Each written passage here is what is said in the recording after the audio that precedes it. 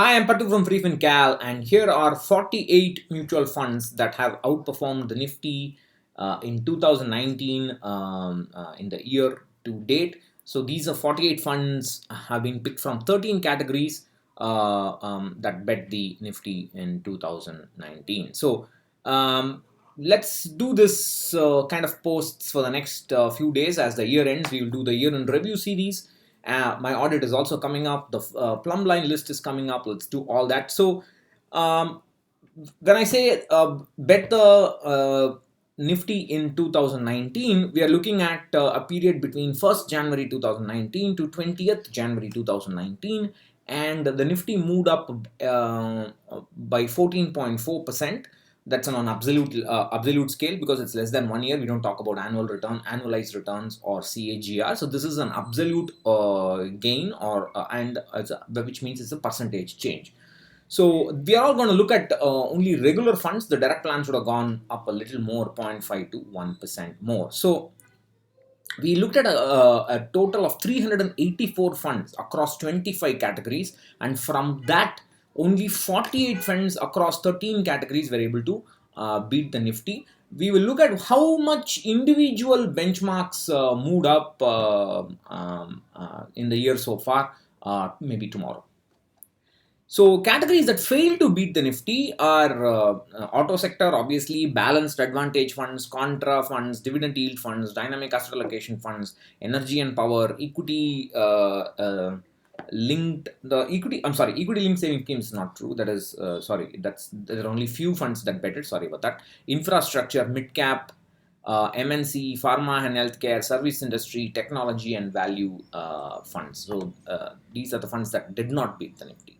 There is one small cap fund, but no mid cap, which is quite amusing. So in the aggressive fund, let me just quickly read through it. In the aggressive hybrid fund category, 3 out of 34 funds only managed to beat it.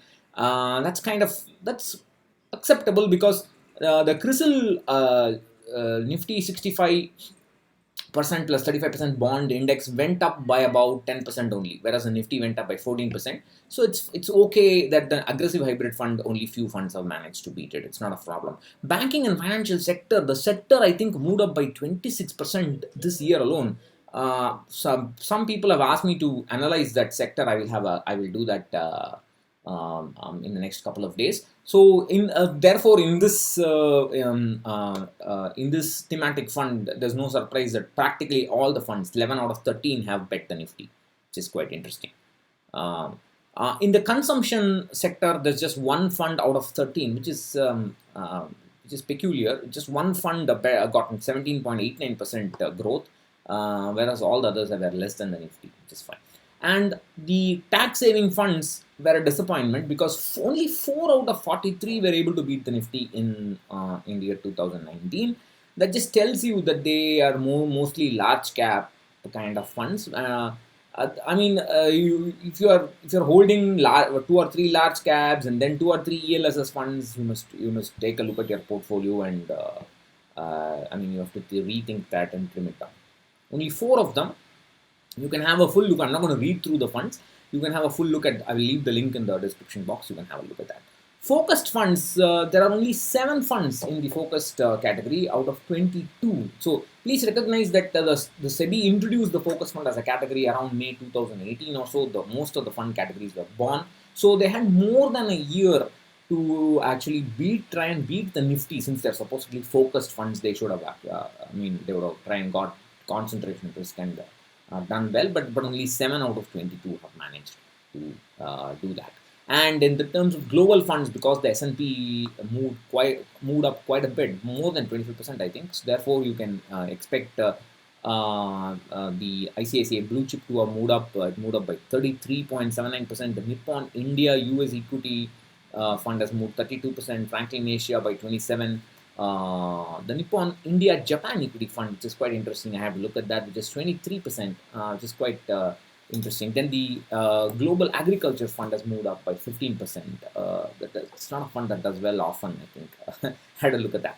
The large and mid cap category, 1 out of 26, just the Axis Growth Opportunities Fund. That's a new fund. I think some people are excited about this fund. I will not worry too much about it as of now. I think it needs a little more time to perform.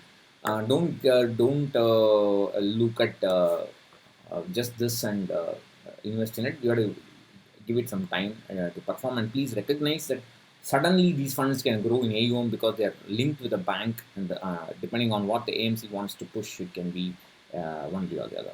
Large cap funds, 8 out of 33 funds have managed to beat the Nifty. This is news. 8 out of 33 is bad, but well, all right, not so. Okay, not Axis Blue Chip, BNP Paribas, HSBC Large Cap, Canaro Robeco Blue Chip, LIC Mutual Fund, DSP Top 100. For a long time, you see a good news about that fund. PGI, IM India Large Cap, and Kotak Blue Fund, India Blue Chip. Sorry, have bet the Nifty. In the multi-asset allocation category, this I got a C. There's only one fund, which is fine because multi-asset allocations are not expected to beat the Nifty. Axis Triple Advantage Fund has managed to do well. I'm not sure it has ever been such a big performer in the past. I have to look at it carefully, but that's interesting. I need to look at that. Multi-cap funds, 3 out of 36 have managed to do it. Again, that's so that's the problem is they would be having more of mid caps and small caps, good amount of it. Therefore, they didn't do well, and therefore they didn't beat the Nifty, which is quite unsurprising. Axis Multicap, JM Multicap, and DSP Equity Fund.